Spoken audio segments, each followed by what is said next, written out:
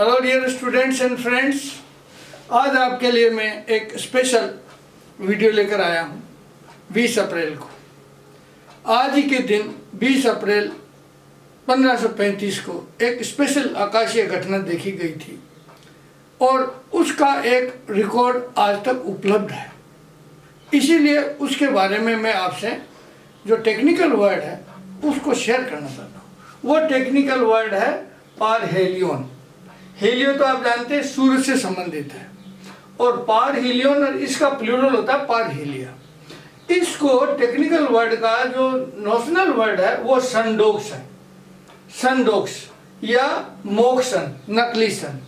और सनडोक्स यह घटना पारहेलियन होता क्या है कि ये प्रातःकाल या सायंकाल में आकाश में ऐसा नज़ारा प्रतीत होता है कि जैसे नॉर्मल सन है वो चारों तरफ प्रकाश से ढका हुआ है और उसके साइड में 22 डिग्री तक दो छोटे छोटे सन और नजर आते हैं।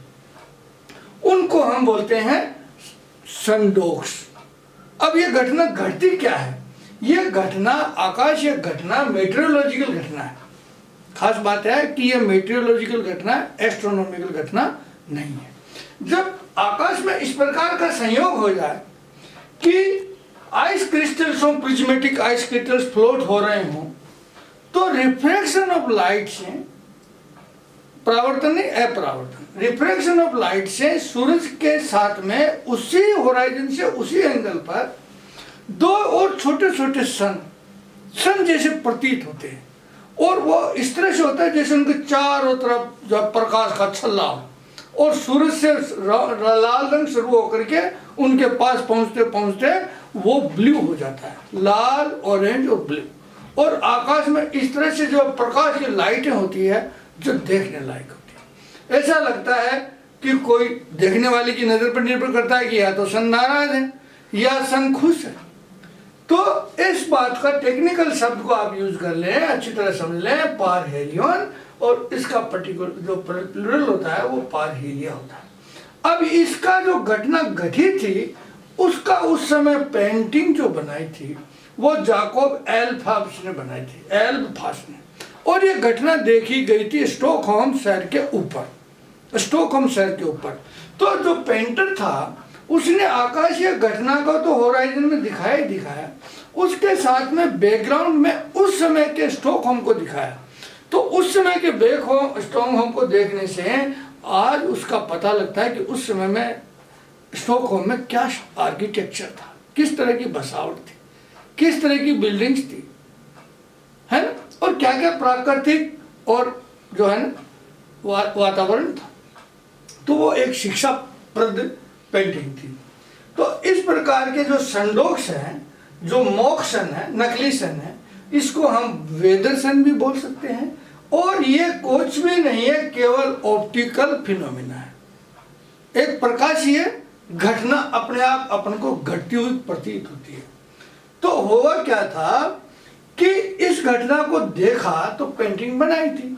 तो उस समय में जो है ना राजा से ये कहा गया कि साहब जो ईश्वर है वो आपसे नाराज है, आपसे कुपित है, इसलिए एक सन आया बीच में और दो छोटे छोटे सन और आए। तो वो भी कुपित हुए राजा भी, क्योंकि वो भी तो एक तरह से रिप्रेजेंटेटिव ऑफ गॉड है। उस समय के जो भावनाएं थी कि जो पृथ्वी पर राजा होता है वो रिप्रेजेंटेटिव ऑफ गॉड होता है। तो उन्होंने कहा कि वो पेंटिंग लाई जाए। तो पेंटिंग लाई गई तो किंग गुस्ताव वासा नाम के राजा थे, उनके सामने जब पेंटिंग लाई गई तो उन्होंने देखा कि सन है और दो छोटे छोटे सन और हैं। तो उन्होंने अपने हिसाब से इंटरप्रेट किया कि ये तो बीच में तो राजा है और ये जो आजू बाजू में जो दोनों सन दिख रहे हैं ये दोनों दुष्ट लोग हैं। ये दुष्ट कौन कौन है कि मेरा एक तो चांसलर है जो ओलस पेट्री है और दूसरा जो है उस समय का लूथरन स्कॉलर और वो था लॉरेंटियस एंड्रे। ये दोनों हैं जो मेरे विरुद्ध कॉन्स्पिरेसी कर रहे हैं। और इन दोनों का ये कहना था कि साहब आपने अपने इस राज्य में प्रोटेस्टेंटिज्म को, जो ईसाई धर्म का एक दूसरी ब्रांच है, उसी समय प्राप्त चालू हुई थी वो करीब करीब, तो उसको आपने ज़्यादा प्रश्रय दिया है। दूसरा, आपने क्या गलती कर रखी है कि आप विरोधियों को बहुत ज्यादा तंग कर रहे हैं, बहुत ज्यादा सता रहे हैं।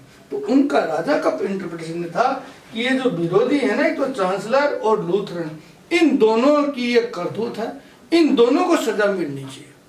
उनका राजा का ये इंटरप्रिटेशन था। तो अल्टीमेटली होता क्या है कि उन दोनों को सजा तो नहीं मिलती है, परंतु यह है कि आकाशीय घटना थी वो पेंटिंग में दर्ज हो जाती है। और हम लोग तो केवल यही सीखेंगे कि पारहेलियन सीख जाए वर्ड, हम टेक्निकल वर्ड, और मोक्शन सीख जाए या संडोक सीख जाए। और ये होता क्यों है कि ये जो आकाश में जब आइस के प्रिज्मेटिक क्रिस्टल्स जो फ्लोट करते हैं, उसके कारण से रिफ्लेक्शन ऑफ लाइट होता है, और 22 डिग्री पर दूर सूरज से और उसी लेवल पर, सूरज के ही लेवल पर ये दो अतिरिक्त सन बन जाते हैं। वो हमको एक सीखने को मिला। तो आपको याद रखना, पारहेलियन और वेदर सन ऑप्टिकल फिनोमिना है ये। और दूसरा आपको ये देखना है कि उस समय जो पेंटिंग बनाई थी वो पेंटिंग बाद में जाकर के खुर्द-बुर्द हो गई, परंतु उस पेंटिंग के बाद में जो 1630 के आसपास में, 1630 के दशक में एक अतिरिक्त पेंटिंग बनाई गई, जो कहते हैं कि उसी पेंटिंग की हूबहू नकल थी और आज तक वो पेंटिंग सुरक्षित है। तो ये जो घटना घटती है पारहेलियन, ये घटना कभी भी पृथ्वी के किसी भी भाग पर घट सकती है, और ये पर्टिकुलरली जो अच्छी दिखती है वो मॉर्निंग या इवनिंग के टाइम में दिखती है। और ये जरूरी नहीं कि ये कोई विशेष स्थान पर ही घटती हो।